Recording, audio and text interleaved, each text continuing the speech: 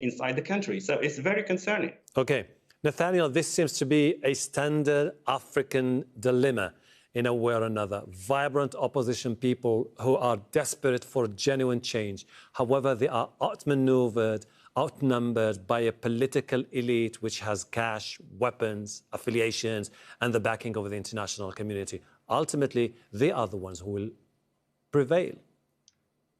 That's a potential fear. It's a potential outcome. And again, I don't think it's simply an African phenomenon. I think this is something that occurs throughout the planet, where you have major global powers. In global sense, it's often the United States, but in much of Africa, often it's France, that supports a political status quo on the assumption that this will benefit regional stability, which is a much higher political priority for international interveners than domestic kind of democratic governance.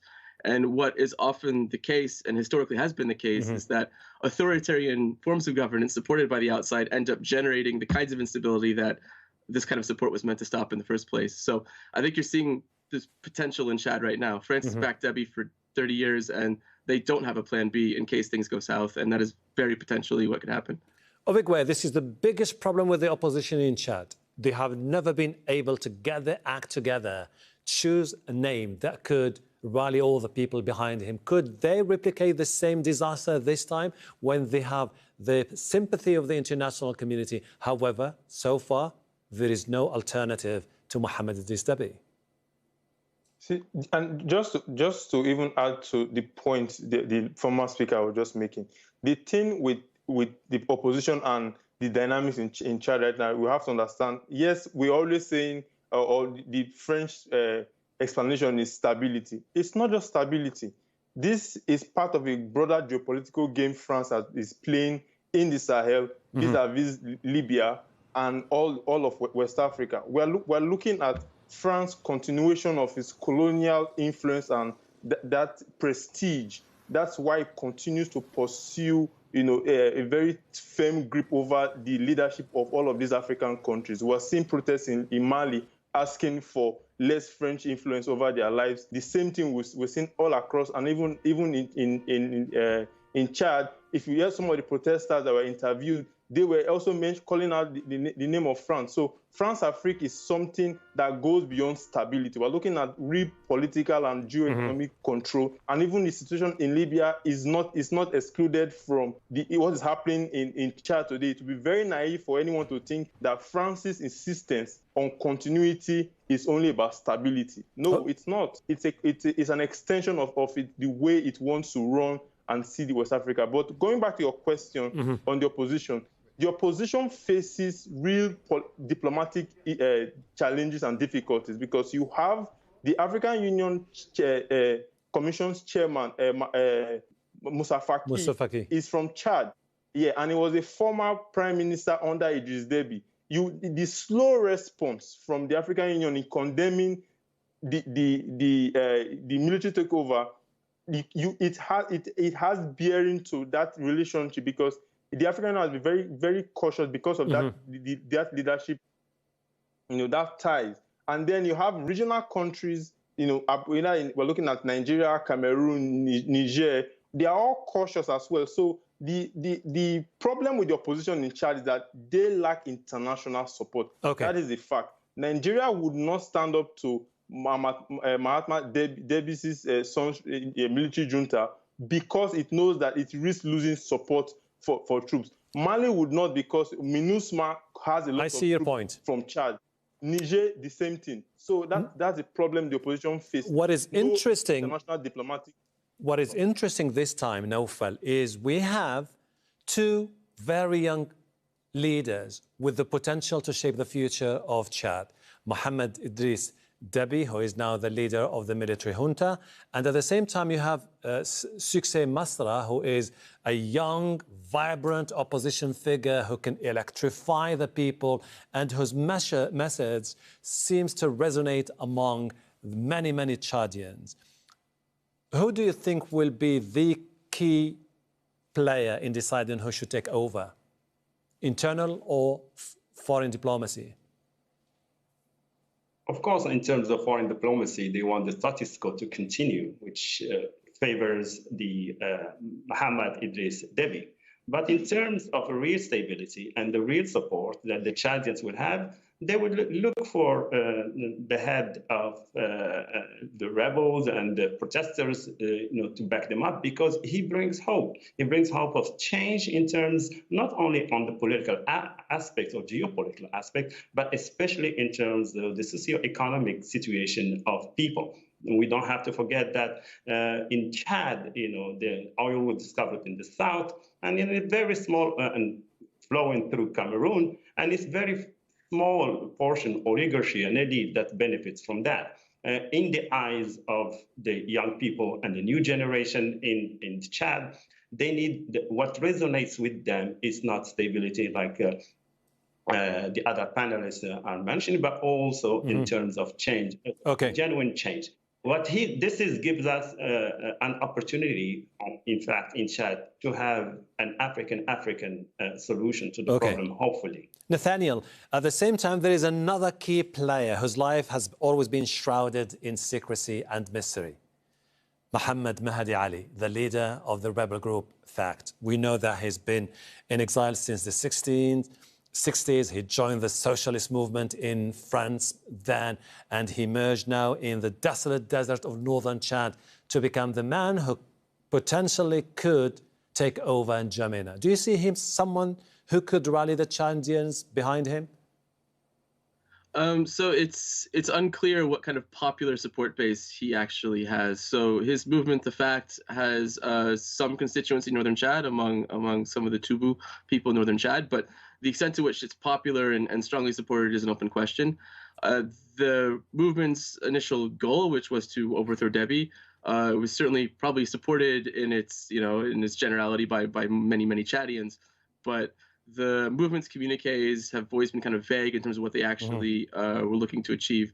So it's unclear whether he would have actually been any different or would be any different than Deby in terms of the way he's ruled Chad. Chad has a long history of rebels that take power using language of democratization and revolution and end up kind of governing the way their predecessors have. And this is exactly what is sad about Africa in particular. Chad, same case, Obigwe, which is the case we're talking about. Muhammad Ali, who comes from the Gar'an tribe, who is now seen as the enemy number one of Mohammed Idris Deby, who comes from the Zaghawa. And we seem to be neglecting other minorities like the Sara, who are, in a way or another, a key components of the Chadian community, but who have been for more than 4 decades sidelined by the mainstream political establishment. Yes, that's the problem we see in these societies with a lot of diversity in terms of ethnicity. But the beauty of democracy is true Democrats and Democrats in spirit and in practice will always have a messaging that everybody can identify with, that is beyond ethnic or religious divides. And just to add to the point of the previous speaker, when you bank on rebels, rebellion usually will always start because of certain grievances, and then those grievances are always built around certain identities that exclude others. Now, in this situation, Muhammad Ali, when you look at a young, vibrant leader that is not looking for a power to further his own ethnic agenda, then you have someone that can really lead Chad into a more democratic and a more progressive country, because many of the so-called security issues that Idris Deby is praised for handling were caused by the lack of governance and development in the country in the first place. So when we talk about getting real political development, we have to look at real people who favor democracy, both in practice and not just in words. Naufal, very briefly, if you don't mind, where does this leave France, the country which has put all its political weight behind Idriss Deby and now his son, Mohammed Deby? Yeah, I mean, what's happening in Chad, there is a need to be work at the base of the societies. The way we are looking at it now, from France's perspective, is to try to address a crisis. Addressing a crisis in itself is not sustainable for for bringing peace in the long term in the country. Thank Nathaniel, shouldn't the French be concerned at this particular moment because they might just be seen as perpetuating the agony of the Africans? Yeah, that's clearly a risk. They continue to kind of serve as an obstacle to kind of broader political or liberalization or the civilianization of rule in Chad. But I think the French from their perspective, are weighing the risks of the kind of resentment that generates with their broader security aims, in which democratization is certainly low down in the list of priorities. Apparently, this is one of the unfortunate things about politics, which is we have to wait for what the others have to say and decide when a nation is desperate to turn a chapter and start a one that could herald in a moment of prosperity and stability. Igwe Igwego, Naufal Aboud, Nathaniel Powell, thank you for your insight. Thank you too for watching. You can see the program again anytime by visiting our website, aljazeera.com, for further discussion. Go to our Facebook page. That's facebook.com/AJ Inside Story. You can also join the conversation on Twitter. Our handle is @AJ Inside Story. From me, Hashim Ahbara, and the entire team here in Doha. Bye for now.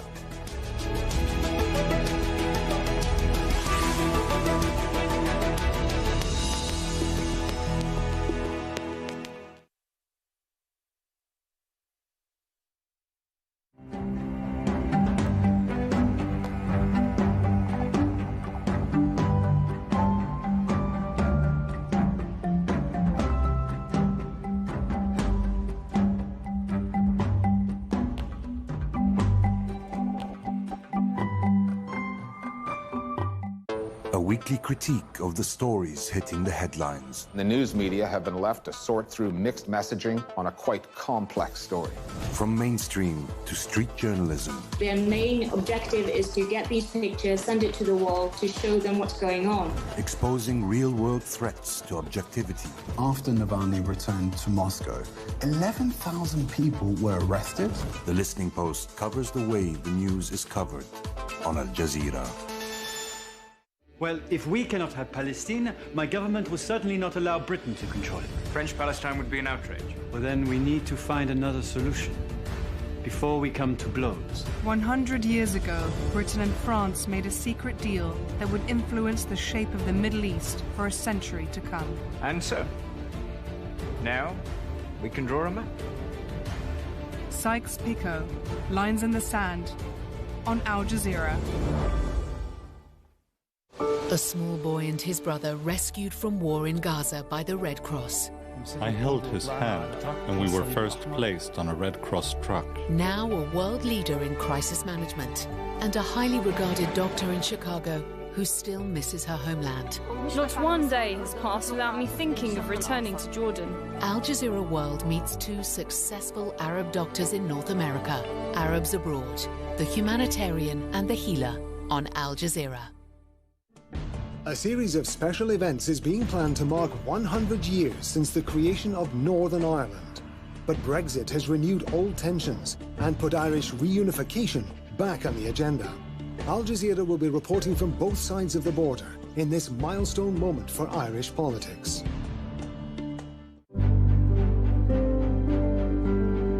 If you want to help save the world, sneeze into your elbow.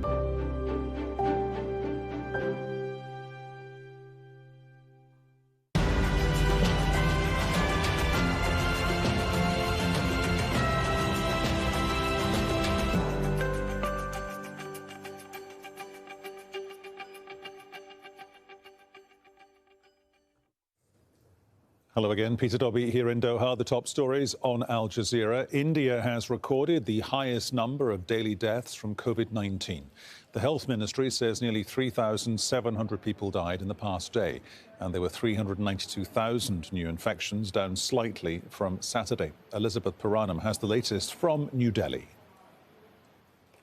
We are outside a hospital in New Delhi which tweeted on Sunday morning saying they only had enough oxygen to last them just a few hours. This hospital is treating pregnant women and children with COVID-19.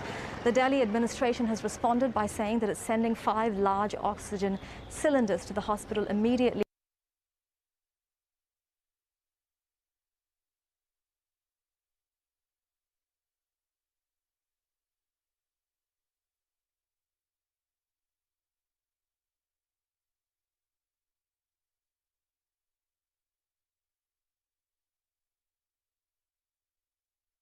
but that aid still hasn't arrived, and people are continuing to die in Delhi and beyond, both because of a shortage of hospital beds, but also oxygen. On Saturday, 12 COVID-19 patients died at a hospital, including one of the hospital's doctors, because the oxygen ran out and the delivery was late. Now, Delhi's government is saying that the shortage here is because the central government still isn't sending it the supplies that it needs. The Delhi High Court has asked the central government to do so immediately. It said that enough is enough, that it's been asking it to do so for the past 10 days, and that it will be forced to initiate contempt proceedings against the government if it doesn't do so. International aid is arriving, including oxygen supplies.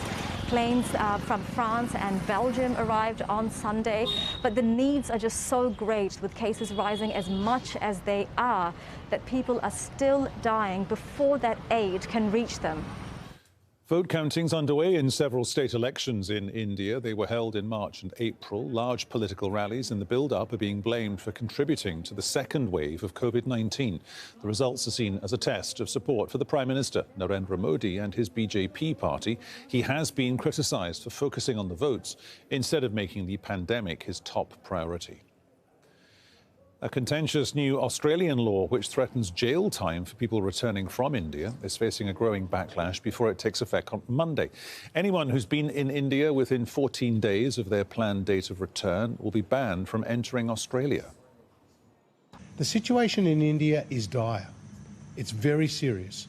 More than 200,000 people have died, and there are more than 300,000 new cases a day. When National Cabinet met, they received the most up-to-date briefing from our chief medical officers. And their advice is that we need to put in place these secure measures with respect to people coming from India to Australia. So they're temporary, they'll be reviewed on the 15th of May, but they're designed, based on the medical advice, to keep Australians safe. Pakistan's expected to receive 1 million vaccine doses from China on Sunday. It's purchased a total of 17 million doses from 3 Chinese companies. They'll supplement the AstraZeneca vaccine being delivered through the COVAX program. Pakistan has only inoculated just over 2% of its population. 4 astronauts have splashed down to Earth from the International Space Station. They were helped out of the SpaceX Dragon capsule on board a ship off the U.S. state of Florida. It's the first time a crew has been brought home by SpaceX, a private company in partnership with NASA. The SpaceX and NASA teams returned human spaceflight back to the United States, and I think this is a remarkable achievement, the opportunity of a lifetime for many of us, and something to be proud of. Thank you, NASA. And we are looking forward to many more flights to the space station and beyond Moon and Mars. Hundreds of anti-junta protesters are marching through Myanmar's Yangon city. They're marking what they call the global Myanmar Spring Revolution, along with expatriates around the world. The military has not been able to stop demonstrations despite the use of force.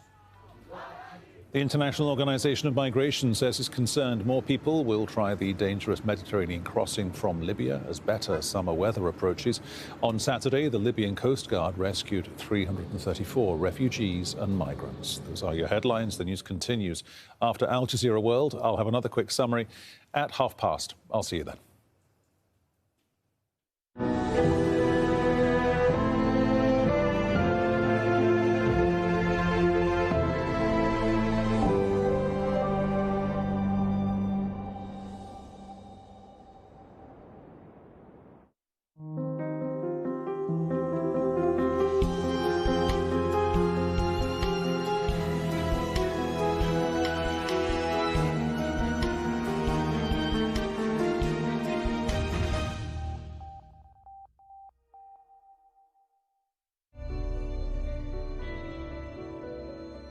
There are stories about Arab immigration in many countries in the world. People leave their homelands for many reasons. Some flee conflict and persecution. Others follow educational opportunities, while others seek a different life in another country. Dr. Hussam Sharqawi's story is about a small Palestinian boy rescued from danger, who later became a rescuer himself, a doctor and a humanitarian He is now a leading international figure in the Red Cross and Red Crescent.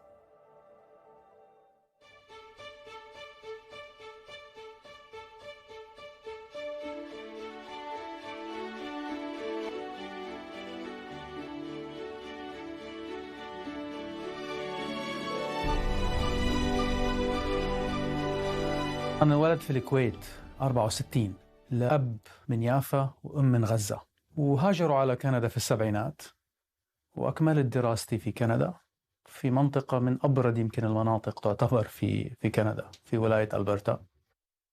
كان تخصصي في بحوث في السرطان، وعملت 5 سنوات في البحث في سرطان الدم وسرطان العظم في كلية الطب في جامعة ألبرتا في مدينة أدمنتون. الهدف كان إنه نوجد علاج طبعا لأنواع السرطان هاي المختلفة، أو نوع من الأدوية اللي تخفف المعاناة من أنواع السرطان هاي.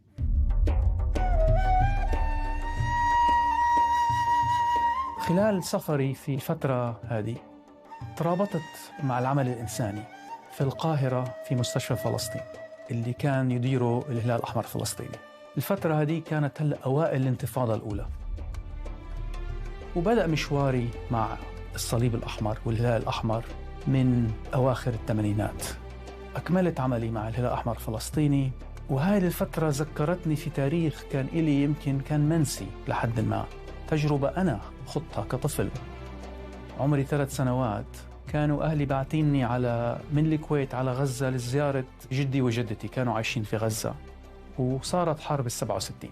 وأول ذكريات اللي بتذكرها هلأ في حياتي كطفل هي لعملية إخلائي من الصليب الأحمر الدولي.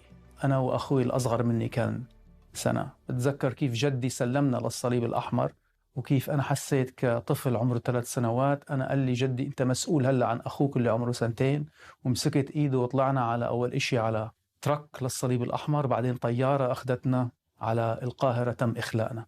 فرجعت الذكريات هذه، ورجعت إنه كان يمكن إنه الواحد مش يستغرب إنه أرجع حياتي دائرة الدوار تدور كاملا، وأرجع إني أعمل مع الصليب والهلال الأحمر. بعد زيارتي وعملي في مستشفى فلسطين في القاهرة، وبعدها رجوعي إلى عملي في البحث الطبي في ألبرتا، وجدت صعوبة إني أرجع في مختبر، في مايكروسكوب، في آلات حواليا، وما حواليا الشعور إني قاعد بساعد الناس في طريقة مباشرة أكتر. فلقيت إنه دوري يمكن في حياتي ممكن يكون أهم إني أرجع لعمل إنساني. واستقلت من عملي الجامعة في ألبرتا، واشتركت في الهلال الأحمر الفلسطيني، ورجعت على فلسطين. ووقتها طلبوا مني إني يكون مركزي القدس، وأسست أول مكتب للهلال الأحمر الفلسطيني بالقدس وقتها، وما زال. أكملت المشوار، كملت دراستي بين رحت على هارفارد في بوسطن، كملت دراستي في مجال الصحة وإدارة البرامج الصحية في الدول الكوارث، أو في الدول اللي خلينا نسميها النامية. خلصت في هارفارد في 91 ورجعت على الهلال الأحمر الفلسطيني. كنت جزء من طواقم الاستجابة السريعة في مختلف دول العالم، جزء من الشبكة الدولية للهلال والصليب الأحمر. في 99 صارت أزمة كوسوفو، والهلال الأحمر الفلسطيني أرسل وفد طبي أنا ترأسته على كوسوفو، وشاركنا في مستشفى ميداني مع الصليب الأحمر الألماني والنرويجي. كانت هذه أول طائرة فلسطينية، كان اسمها إير بالستاين الشركة، تحمل فريق طبي وتطلع على أوروبا، وآخر طائرة فلسطينية توصل أوروبا. نهاية التسعينات أوائل هلأ 2000 وسط الانتفاضة الثانية ابتدأت، ورجع الهلال الأحمر الفلسطيني في الاستجابة للوضع اللي عانت منه البلاد. أنا كنت مسؤول غرفة العمليات في الهلال الأحمر الفلسطيني، كانت في رام الله. ننسق الاستجابة، وننسق برضو كتير من الدعم اللي وصلنا من دول مختلفة من العالم. أنا قابلت حسام في بداية 2000 وقدمت على وظيفة مع جمعية الهلال الفلسطيني، واللي قابلني وعمل لي انترفيو هو حسام. كان أيقوني بالنسبة لمعظم الشباب. حسام كان بمثابة الأب الروحي لهدول الشباب. كان احترامه مكتسب من ذكائه، من معرفته، من ثقته بنفسه. كان هو عبارة عن موجه داخلي لكل الدوائر، بحيث أنه كان يرسم سياسات جوا المؤسسة. استمرت الانتفاضة لفترة طويلة. برضو الفترة بين اللي وصلت ل2000، بين نص التسعينات وال2000 قدرت أخلص رسالة الدكتوراه في لندن.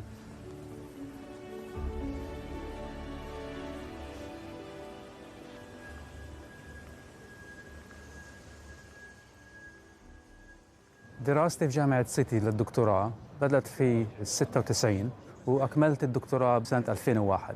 الدراسة ورسالة الدكتوراه ركزت على دور الإنسان العامل في المجال الصحي ودور المريض في التأثير على القرارات الإدارات الصحية ممكن تقوم فيها.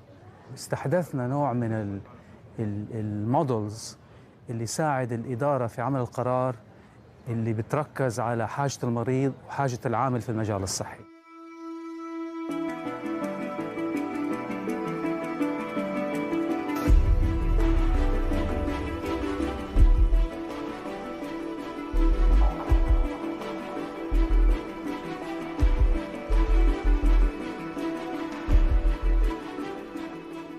في حوالي سنة 2003 أنا هلأ بديت أشتغل خارج الهلال الأحمر فلسطيني مع الصليب الأحمر دوليا في تخصص الاستجابة للكوارث.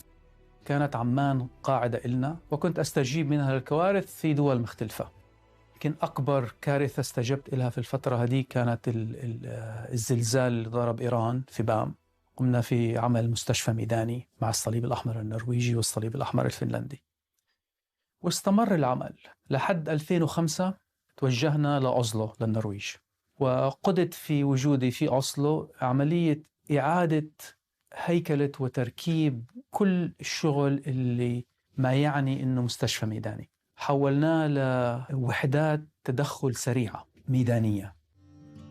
يمكن شغلة مهمة صارت في الفترة هاي حرب غزة 2008. أرسلني الصليب الأحمر النرويجي على الحدود مع سيناء.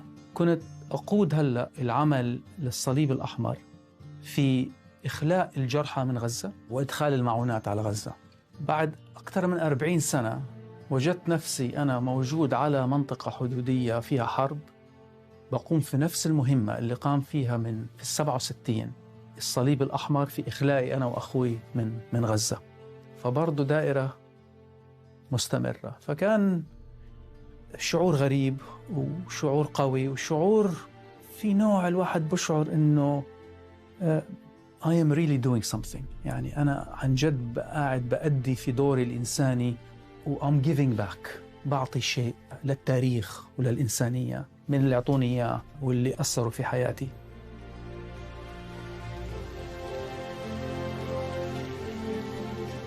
في 2010 تركنا أوسلو ورجعت على كندا على أوتوا مع الصليب الأحمر الكندي.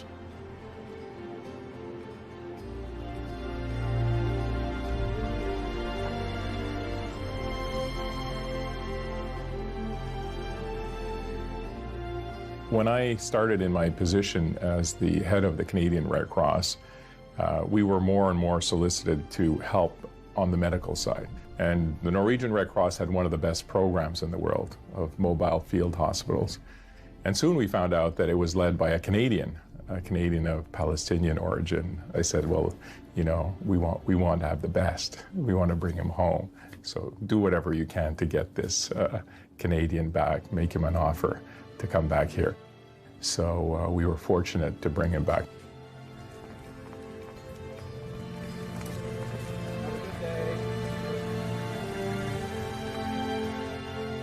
The South Sudan Red Cross, with the bilateral project that we have with the Canadian Red Cross, we are able to do quite a lot in terms of supporting the vulnerable communities and the people that are affected as a result of the ongoing crisis or conflict in South Sudan. Osam has a very important role that he has really played together with the colleagues within the Canadian Red Cross in supporting us to ensure that we alleviate the suffering of the vulnerable population within this part of the country. Very honored to be in your community and to meet you. اللي بنقوم فيه في مناطق جنوب السودان عمل مهم. نتعامل مع قرى دمرتها الحروب والفقر والكوارث على مدى سنين. وعمل الصليب الأحمر الكندي مع الصليب الأحمر جنوب السودان في المشروع هذا في المناطق هذه بالضبط مركز على إن نوصل المياه والصحة والأدوية لأطفال ونساء لسنين ما وصلهم شيء.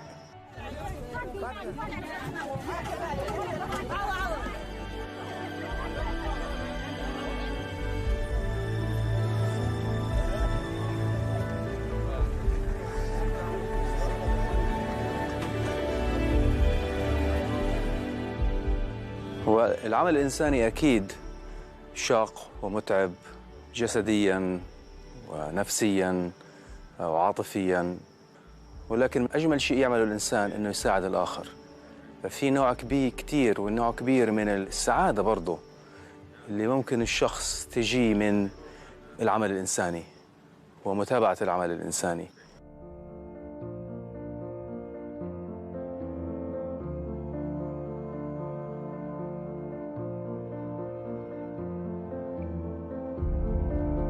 Despite receiving many international awards, Dr. Sharqawi is modest about his own achievements. لما أنظر هلأ لحياتي العملية والمجالات اللي قمت فيها، شغلتين أو ثلاثة بيظهروا.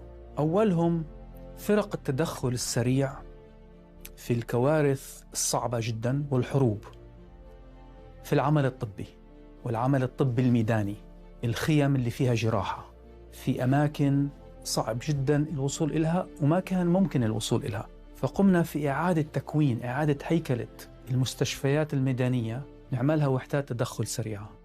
أنا قدت وكنت وراء إعادة التكوين والهيكلة هذه كاملا، تشكيل الفرق، جمع التكنولوجيا اللي إحنا محتاجينها وتدريبات اللي محتاجينها عشان نخلق الوحدات هاي.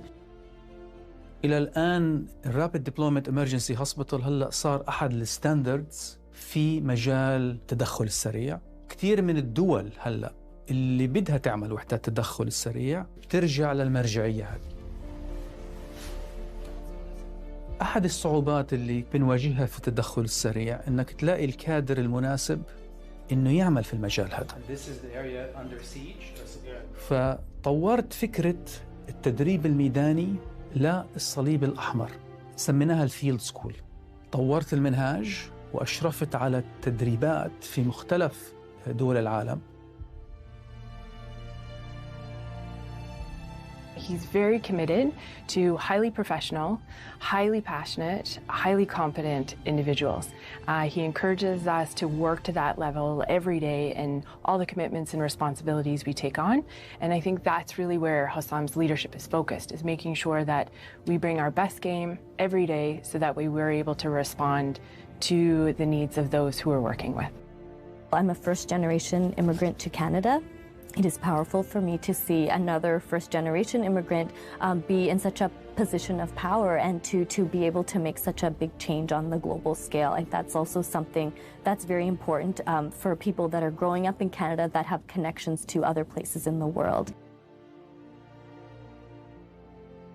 هلا خبرتي على مدى 20-30 سنة في العمل هذا، حاسس هلا إنه المرحلة القادمة لإلي أحاول أخلق جيل جديد بآمن في الرسالة الإنسانية.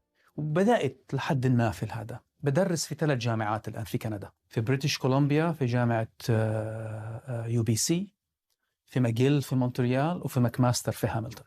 فإذا بقدر أحاول أثر في جيل جديد ياخذ الرسالة هاي ويمشي في الطريق هاي، بعتبر حالي نجحت.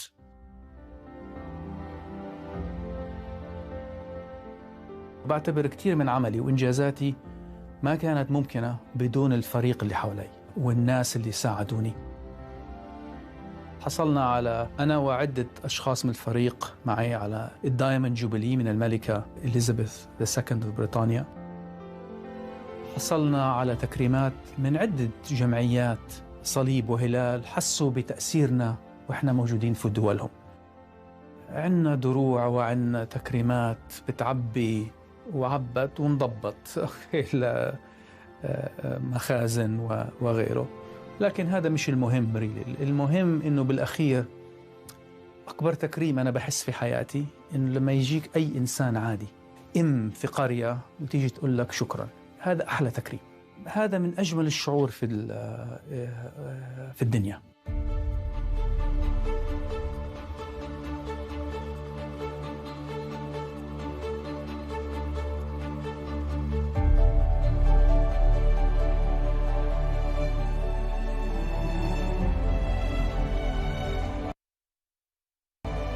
Hassam al-Sharqawi's family life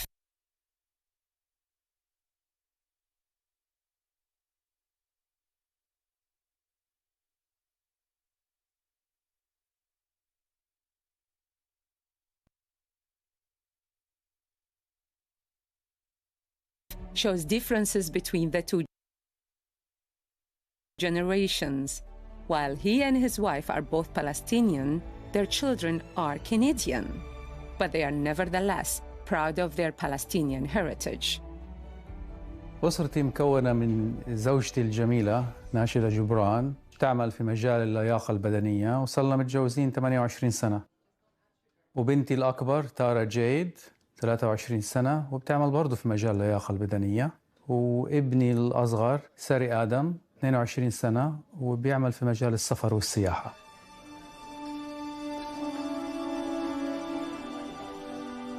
أنا وناشدة تعرفنا على بعض في القدس في وضع صعب، كانت الانتفاضة الأولى. اشتغلنا في نفس المجال العمل الإنساني.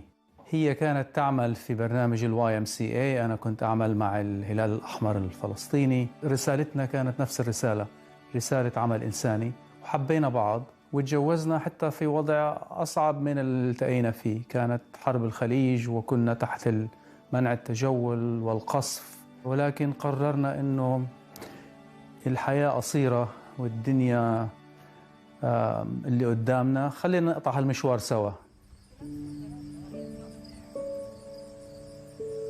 لما تعرفت عليه من أولها، لما التقينا وتعرفت عليه، عرفت إنه شغله نمبر 1 هو الإشي الرئيسي بحياته. واجبي كزوجة كان عارفة إنه هذا اللي أدعمه. والولاد كتير ساعدتهم إنه يكون لهم الأم والأب، فدائما كنا معه إنه وين ما بدك تروح الله معك. أنا بثق في اختياراته إنه بدير باله حاله. الفكرة كلها إنه يساعد وين ما كان. الله أعطاه هذه الموهبة والقدرة. أنا بسافر وبرجع، لكن دائما كنت ألاقي بيت وأطفال وفي حب. ما كنت أنا ممكن أنجز 10% من اللي أنجزته في حياتي العمل الإنساني لولا دعمهم ووجودهم معي. I'm extremely proud of everything he does. I think growing up, we kind of got to see different things. He would bring home pictures and explain things to us, so we got a better insight into what was going on in the world. And it definitely made me appreciate the life that we had. And I think I'm just so proud because he does so much for other people, and I hope that one day I can do half as much as he does for other people. تعلمنا خلال السنين وخلال السفر كتير وخلال العمل كتير إنه أهم شيء إنه العائلة تكون فيها حب وفيها اهتمام فيهم. الأساس بعد هيك بنبع منهم، الأصالة بتنبع شوي شوي. إحنا بس هيئنا البيئة السليمة، وكل الفضل برجع لناشدة في هذا. أنا الفكرة تبعتي كانت دائما إن أحمل معي جو فلسطيني عربي وين ما أروح، من ناحية الإشي اللي بعلقه على الحيطان، من ناحية الإشي اللي بحطه حوالين الأولاد، يشوفوا دائما إيش منين إجت جذورهم. فحاولت أخليهم وين ما نقلنا نفس الجو، جو الفلسطيني العربي.